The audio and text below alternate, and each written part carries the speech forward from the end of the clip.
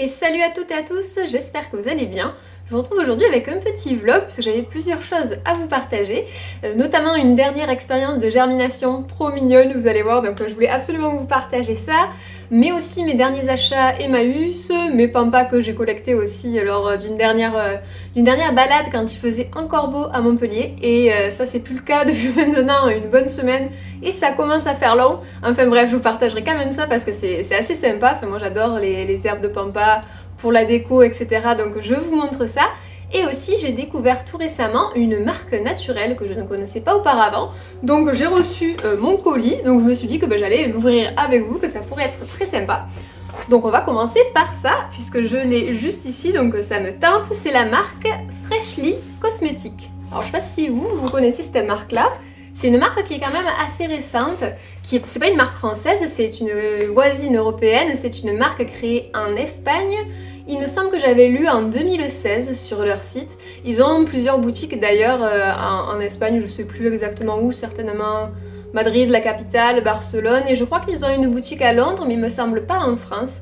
En tout cas, moi j'en ai jamais vu encore, et donc là, forcément la commande vient de leur site internet. Et en fait, ils sont justement dans la cosmétique naturelle. Je crois que leurs produits ont plus de 99% d'ingrédients d'origine naturelle.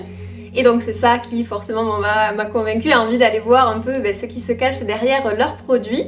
Et j'aimais bien aussi la petite histoire que j'avais lue sur leur site internet. C'était qu'en fait, ils sont plusieurs cofondateurs et l'idée vient d'une mère d'un cofondateur qui faisait ses propres cosmétiques naturels.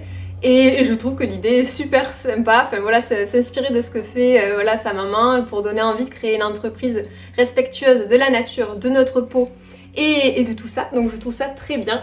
Donc on va voir tout de suite les produits, et je vais vous partager ça. Alors quand vous l'ouvrez, hop, c'est comme ça, on voit que c'est bien rempli, c'est assez lourd, et c'est parce que je crois que tous leurs emballages sont justement éco-responsables, verts, etc. Donc forcément ça pèse un peu plus. C'est écrit que le futur est dans nos mains, et ça c'est sûr. Si on peut essayer d'arranger un petit peu les choses avec des petites actions comme avoir par exemple des emballages en verre que l'on peut recycler, que l'on peut se resservir, ou si on peut essayer d'impacter un peu moins la nature comme on l'a fait jusqu'à maintenant, ce serait pas mal. Et donc les produits, pour revenir au sujet, voilà. Je vais vous montrer qu'est-ce que j'ai commandé. Un des premiers produits qui me faisait de l'œil en fait, parce que j'ai fini la mienne, c'est une huile pour le corps. Et en fait, moi j'ai une peau très peu élastique, donc l'huile c'est vachement bon pour évidemment nourrir et venir prévenir éventuellement les craquements. Moi, l'année dernière j'ai vachement perdu du poids quand j'étais malade. Après, du coup, j'ai retrouvé mon poids normal. Et forcément, ça fait comme des petites vergitures. C'est désagréable aussi, puisque c'est pas, voilà, c'est pas, comment on dit. Bref, c'est pas agréable. Et donc cette huile-là, elle s'appelle la Golden Radiance Body Oil, avec de l'huile de marula, de chia et rosehip oil. Je sais pas trop qu'est-ce que c'est ça, mais je vais vous regarder les ingrédients et vous dire mieux. Et en fait, c'est une huile forcément qui vient nourrir et qui prévient, ils disent scars and stretch marks. Donc c'est ça en fait qui vient réassouplir un petit peu la peau. Et donc ça, je trouve ça très bien. On va de suite voir comment elle se présente. Elle a l'air d'être, elle est un petit peu, vous voyez, un petit peu colorée. Donc c'est ce qui en plus doit devenir donner certainement une belle couleur. Moi ce sera pour mes jambes, mais je vais essayer de suite de la mettre sur mes bras, puisque de toute façon j'ai la peau tout le temps sèche. Déjà je peux vous dire qu'elle sent hyper bon. Une odeur pas trop forte mais fruitée. Vraiment très agréable. Alors je ne saurais pas écrire quel fruit, peut-être les fruits un peu jeunes, vous savez, les pêches, brugnons. Enfin, ça sent l'été, ça donne envie. Mais moi, je vais m'en servir dès maintenant. Je vais vous dire un peu plus les ingrédients, puisque je crois que les ingrédients étaient pas trop mal.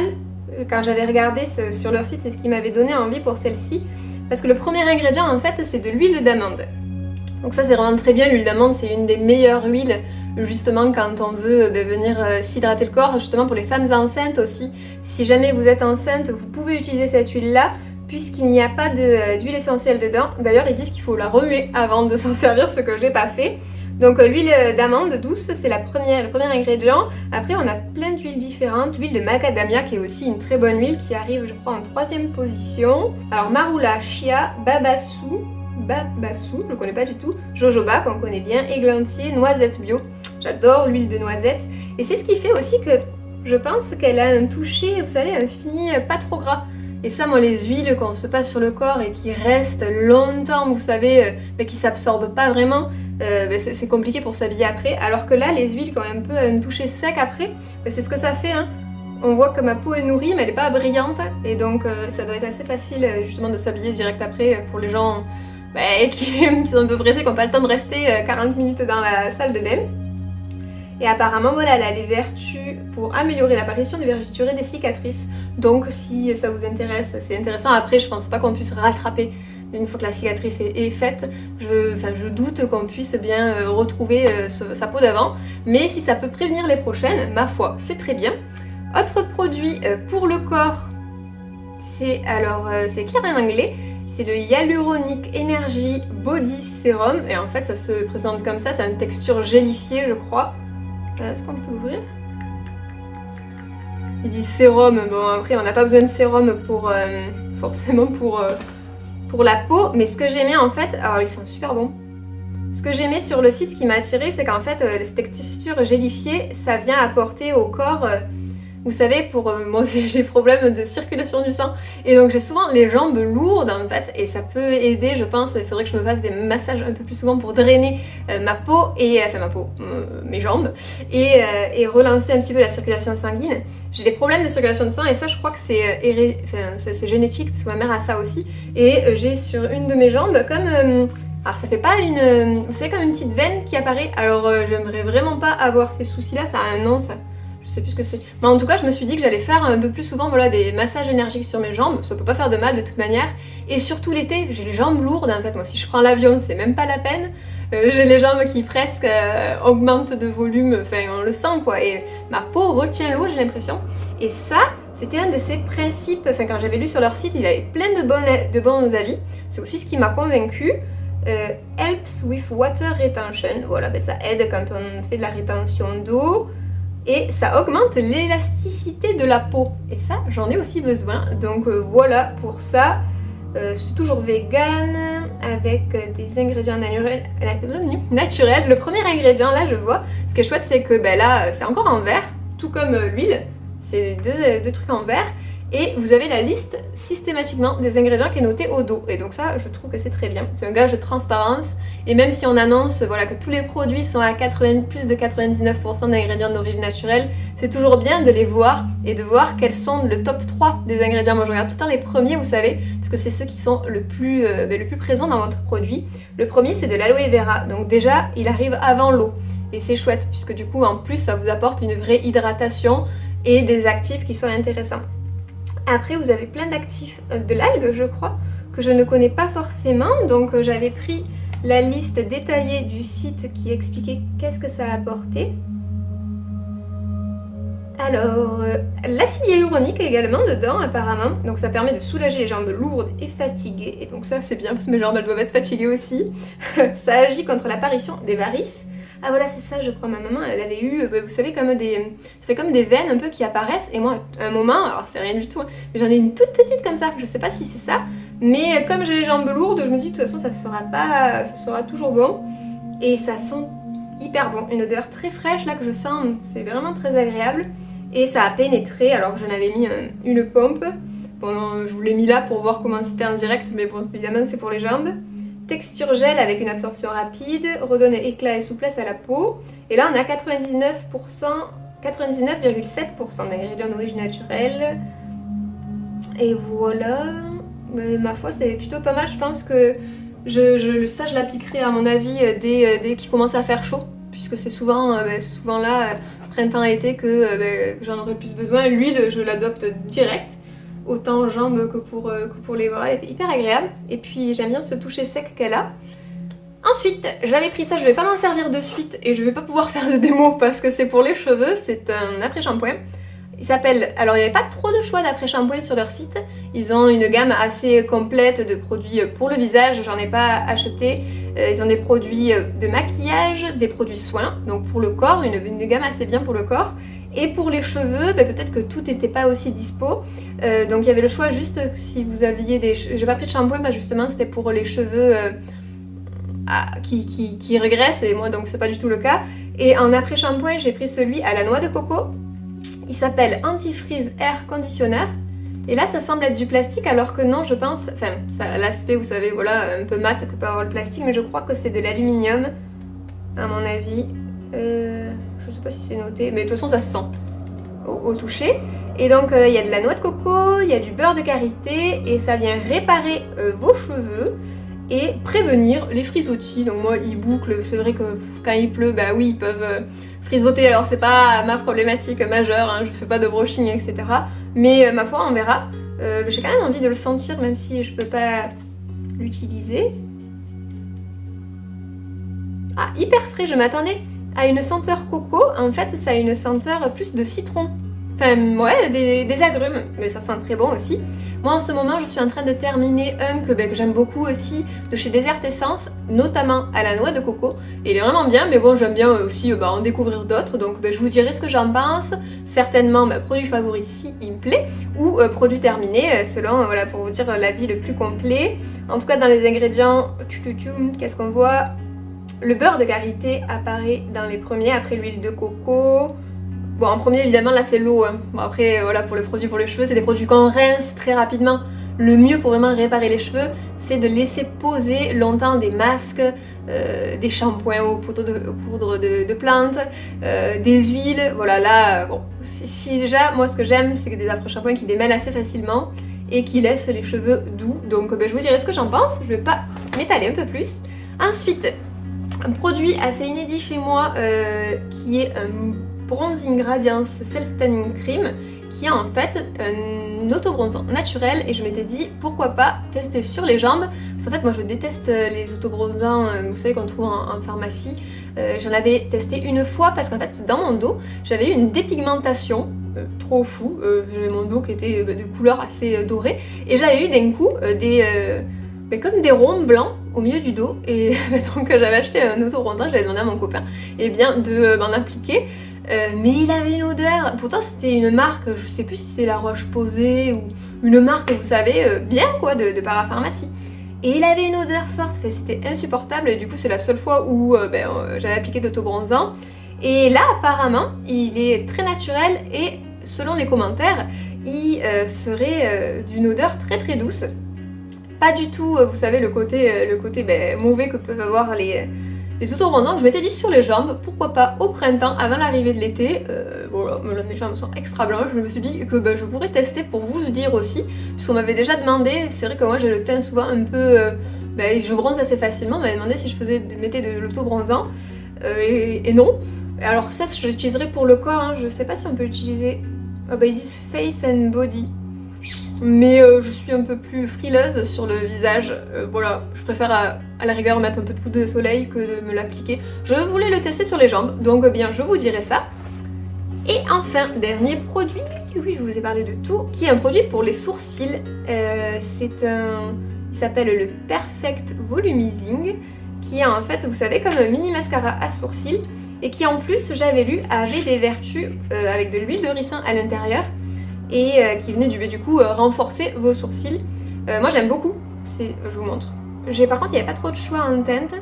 J'ai pris, je dis ça parce que j'espère qu'elle sera pas trop foncée.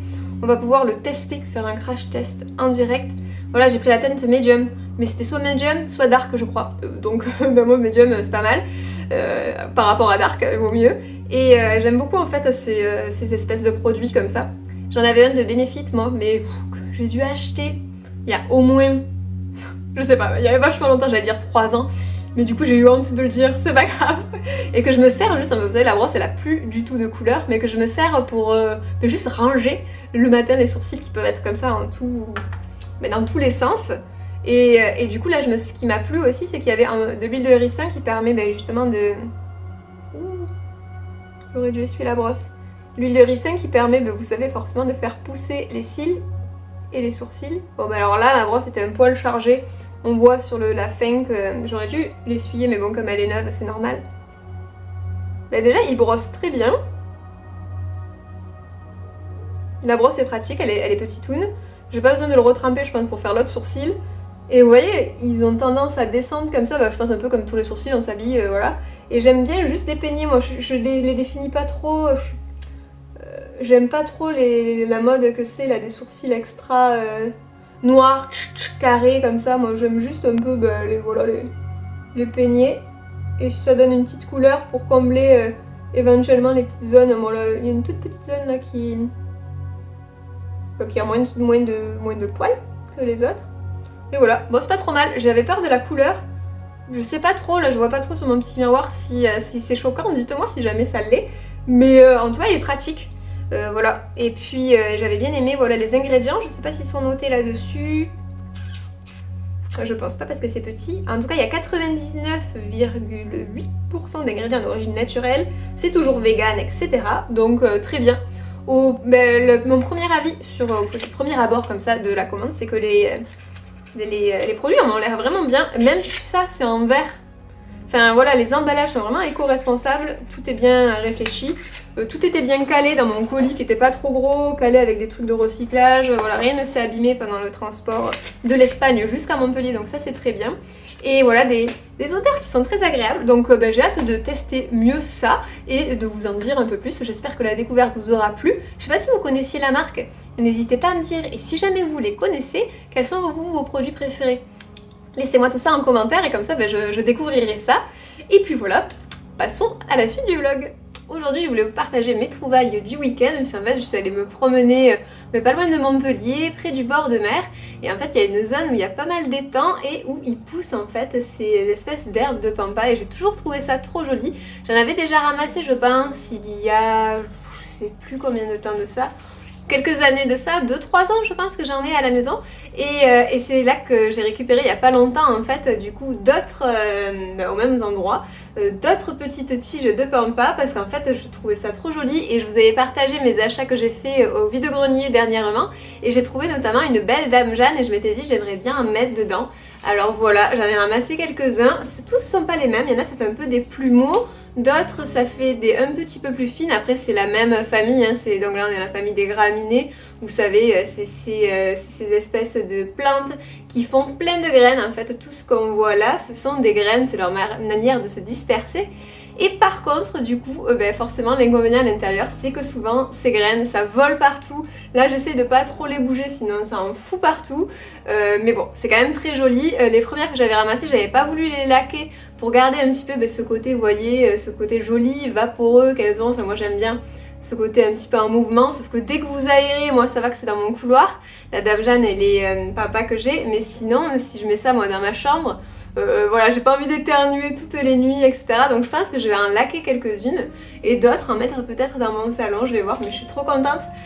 Ça, ils en vendent pas mal, souvent, soit en ligne, soit dans les fleuristes, alors que vous pouvez en ramasser librement, sachant que c'est pas du tout une espèce rare, au contraire c'est une espèce qui est parfois un peu même invasive sur certains endroits, tout simplement parce qu'elle se disperse très bien et du coup par ce mode de dispersion par le vent, en fait grâce aux graines qu'elle dissémine un peu partout. En tout cas dans le sud de la France on en trouve pas mal. Si vous voulez en chercher, je peux vous partager mon poème pas loin de Montpellier, en fait c'est hyper simple. Je pense que vous en voyez déjà au bord de la route très souvent, des fois au bord même de l'autoroute. Là, celles-là, elles viennent de... si vous prenez le tram, l'arrêt c'est Latte-Pérol, c'est au plus près de la mer, c'est le dernier arrêt. Et là, il y en a pas mal qui poussent. Moi, j'essaie d'en prendre à chaque fois quand j'en prends là où il y en a beaucoup. Faut faire gaffe tout près de la route, parfois elles sont un peu foncées, un peu salies par la pollution. Mais après, vous en trouvez plein. Et voilà, moi j'avais un petit couteau, hop, j'ai cassé, mais en fait ça se casse assez bien puisque de toute façon elles sont très sèches. Et voilà pour la découverte, donc je voulais vous la partager dans ce vlog. Je me suis dit que ce serait sympa puisqu'on me demande souvent bien où je trouve mes pampas. Quand j'avais fait une vidéo justement dédiée aux plantes fleurs séchées, vous étiez pas mal à me l'avoir demandé. Ça vole partout, rien que là, hop, bam, une graine. C'est vraiment, par contre pour ça c'est le seul inconvénient, c'est pour ça que souvent ils les vendent laqués. Alors moi j'aime pas quand c'est trop laqué parce qu'après on n'a pas du coup le côté évaporé, mais je pense que je le ferai un petit peu. Pour au moins limiter, déjà je le secouerai un peu dehors pour que toutes celles qui sont bien sèches tombent et après je passerai quand même un petit peu à mon avis de lac pour au moins pour la chambre. J'en mettrai pas beaucoup, j'en mettrai peut-être deux brins, 2 ou 3 brins, voilà je vais voir ça. Je vous partagerai le résultat si ça vous plaît sur Instagram. Et également ce week-end je voulais partager aussi, je suis allée faire un tour du côté de chez Emmaüs. Du coup j'aime bien aller m'y balader, parfois déposer des affaires dont on ne se sert plus, acheter aussi, vous savez c'est des achats solidaires, j'ai pas gardé le petit bon d'ailleurs. Bah mince, je sais pas où il est, mais de toute façon je me rappelle, vu que j'y étais là, je me rappelle bien combien ça m'a coûté. Et pour chaque achat en fait, comme les gens donnent, c'est, ils appellent ça voilà, un achat solidaire, puisque derrière du coup l'argent va aider à la réinsertion de certaines personnes. Donc voilà, il y a des salariés en voie d'insertion, il y a aussi des travailleurs sociaux, il y a aussi voilà, des personnes qui derrière sont logées sur place, etc. Donc moi j'aime bien, puis ça donne une seconde vie aussi, voilà. Vous récupérez des choses qui, au lieu d'en acheter de nouvelles, que vous pouvez aussi personnaliser. Donc je vais vous partager ça. La toute première chose, voilà, c'est cette espèce de soliflore. Alors, c'est pas forcément mon style au premier abord, puisque bon, j'aime les coquelicots, hein, la personne qui a fait ça, c'est assez bien fait, etc. Mais je l'ai surtout pris pour le personnaliser, parce qu'en fait, je trouve la forme très chouette. J'aime beaucoup cette forme-là. C'est en verre, il n'est pas ébréché ni rien du tout. Et en fait, moi j'aimerais le repeindre, je pense, à une couleur un peu soit sable, soit un peu terre, vous savez, avec ma peinture que je fais au bicarbonate, comme je vous avais déjà partagé. Peut-être que je vous le montrerai d'ailleurs si ça vous plaît. Et je me suis dit qu'il y avait un beau potentiel, justement, pourquoi pas pour mettre aussi des pampas à l'intérieur, des fleurs séchées, à voir. Mais je me suis dit qu'il y avait moyen de faire quelque chose de chouette, et 50 centimes, tous mes achats je les ai eu à 50 centimes parce que je pense que c'est des gens qui se sont débarrassés de ça, que ça n'était plus à leur goût, et moi je me suis dit eh bien je pourrais peut-être essayer de le personnaliser parce que la forme je la trouve plutôt moderne. Voilà, ça pas forcément, le petit coquelicot, même si je les aime bien en fleurs séchées, en herbier, là bon je le laisserai pas tel quel, ça ferait trop chargé chez moi, mais je pense que repeint il peut être très sympa. Donc voilà pour le premier achat. Ensuite c'est deux cache-pots. Le premier, celui-ci, tout simple, mais je trouve que la forme est cool. Voilà, pour mettre des plantes pas très grandes, des boutures, etc. Je trouve que la forme est très bien. Idem, c'est pas mes couleurs, mais pareil, je le repeindrai peut-être. Voilà, à voir, je n'ai pas du tout choisi encore la couleur. Mais c'est pareil, il n'est pas cassé ni rien. Idem, 50 centimes, mais on a toujours besoin de cache-pot. Et le dernier est très beau, très sale, mais très beau. Il était dehors, celle-là, il y a un endroit où c'est un peu comme les puces en fait, ils ont des endroits bien dans des salles différentes. D'ailleurs c'est très bien expliqué, l'emplacement meuble, l'emplacement habits. J'ai pas trouvé d'habits cette fois-ci, des fois je trouve du tissu hyper bien pour découper et ensuite faire des paquets cadeaux. Ce haut est aussi de seconde main, mais je l'ai pas trouvé chez Emmaüs, je l'avais acheté en un vide-grenier. Je pense que c'était un pull de papy qui est méga confortable, très doux, qui tient chaud. Je crois que je l'ai eu, c'est pareil, pour 50 centimes, 1 euro, d'une fille qui vidait le grand garage de ses grands-parents. Et je l'aime beaucoup, donc j'en suis très contente. Et ça c'est pareil, 50 centimes acheté dehors, donc à l'emplacement, je vous disais chez Emmaüs, il faut aussi un endroit un peu comme vide-grenier, où c'est tout qui est dehors. Et voilà, donc d'où l'aspect un peu sale, il faut que je le nettoie, je n'ai pas pris le temps puisque je viens tout juste de l'acheter. Mais j'adore ces petits pieds, je trouve très mignon. Il n'a pas de trou par contre, donc je pourrais pas m'en servir de pot, mais soit je le perce, à voir, si c'est pas trop chiant, pénible, galère à faire. Ou alors je m'en sers voilà, de cache-pot, je mets ma plante dedans. Mais en tout cas, c'est de la terre, et donc ça c'est cool. Et j'aime beaucoup les petits pieds, ça fait un petit peu comme vous savez les cache-pots, les pots japonais. J'en ai moi là, ils sont trop mignons, je trouve que c'est en fait mon grand-père faisait des jardins japonais. Et c'est ma mère qui avait gardé ces petits pots, je le trouve trop mignon. Et ça m'a fait penser à ça, de voir ce pot. Donc je me suis dit, allez, prenons-le. Donc voilà, il n'y avait pas un énorme choix en cache-pot et en pot. Il y en avait en plastique, etc. Bon, ça j'en avais pas besoin puisque j'en ai. Mais je suis contente de mes petits achats. Voilà, j'en ai eu pour 1,50 €. C'était pas de gros achats. Mais c'est ça de moins que j'achète neuf ou dans le commerce. Et voilà, et du coup j'aime bien aller me balader parfois chez Emmaüs. Pas d'énormes trouvailles cette fois-ci, mais parfois même pour des meubles, vous pouvez trouver des choses hyper bien. Donc voilà, je sais pas si vous y allez. Dites-moi en dessous si vous aimez bien aller vous balader dans les vides-greniers ou chez Emmaüs, aller donner. Moi c'est vrai que c'est un peu une habitude que j'ai depuis petite. Ma mère, on amenait les habits, on allait les donner quand voilà, on faisait les tris des armoires, etc. Et par contre, on allait rarement s'y balader pour dénicher des petites choses. Et c'est une habitude que j'ai prise depuis que je suis allée à Montpellier. L'endroit est sympa aussi, c'est sur la route de la mer, donc après on peut aller se balader. Et puis voilà, je pense que ça, il y a moyen que je fasse un truc très cool avec. Enfin, on verra, hein, faut pas que je me surestime. Mais à mon avis, juste en le repeignant plusieurs fois d'une couche un peu opaque, je pense qu'il y a moyen que ce soit très chouette. Donc voilà pour mes petites trouvailles. Alors aujourd'hui, je viens vous faire une petite partie de vidéo, je pense que je mettrai dans le vlog, pour vous montrer en fait que j'ai en fait ma petite graine d'haricot, je sais pas si vous allez le voir, qui pousse et je voulais vous le partager parce que c'est trop mignon. En fait, je vous avais mis sur Instagram la petite photo de la graine qui était en fait gravée, je crois que c'était au laser. Il y avait un cœur sur un côté et I love you de noter sur l'autre. Et c'est Plantabox qui avait proposé ça, qui le vend d'ailleurs sur sa boutique en ligne, et je trouvais que c'était très mignon. Puis moi j'aime faire germer, vous savez, plein de graines, faire des expériences, et c'est vrai qu'au final j'avais jamais rien fait avec des graines d'haricots. Et le côté gravé m'avait bien attiré l'œil, c'est-à-dire que ça m'avait un peu interloqué. Je m'étais dit, mais est-ce que quand ça va pousser, en fait la graine qui était gravée, est-ce que quand ça va pousser, on va voir l'inscription? Enfin, ça me semblait un peu fou. D'ailleurs, j'en avais parlé à des copines à moi qui, pareil, n'imaginaient pas trop le truc. Ils disaient comment c'est possible en fait. Mais ça marche. Déjà, la graine a germé, et ça, j'en suis pas peu fière, parce qu'en fait, en ce moment, il fait pas très chaud.